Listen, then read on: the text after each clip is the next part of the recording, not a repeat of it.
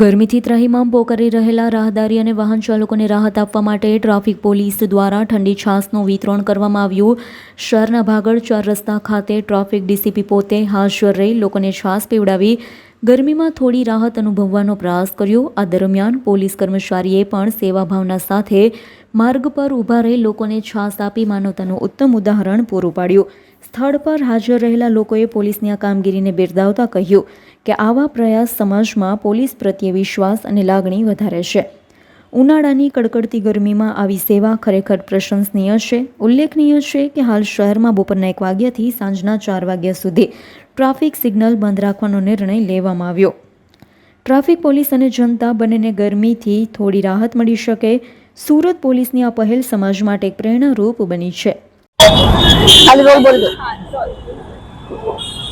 ગરમીનું પ્રમાણ ખૂબ વધી ગયું છે, જેના કારણે સુરત શહેર ટ્રાફિક પોલીસ દ્વારા બપોરના 1 થી 4 સિગ્નલ બંધ રાખવાનો નિર્ણય લેવામાં આવેલો છે.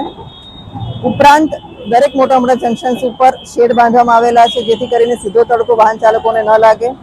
વધુમાં તમામ વાહન ચાલકોને અહીંયા ભાગળ ખાતે ઉપસ્થિત રહીને અમે લોકો ટ્રાફિકને અવેરનેસ કરી રહ્યા છીએ, ટ્રાફિકના નિયમોનું પાલન કરવા માટે સમજ આપી રહ્યા છીએ અને સાથે સાથે અહીંયા છાશ અને પાણીનું વિતરણ કરી રહ્યા છીએ. તમામ વાહન ચાલકોને અમે અપીલ કરીએ છીએ કે ટ્રાફિકના તમામ નિયમોનું પાલન કરો અને ટ્રાફિક પોલીસને સહકાર આપશો. Bureau report S9 news Surat.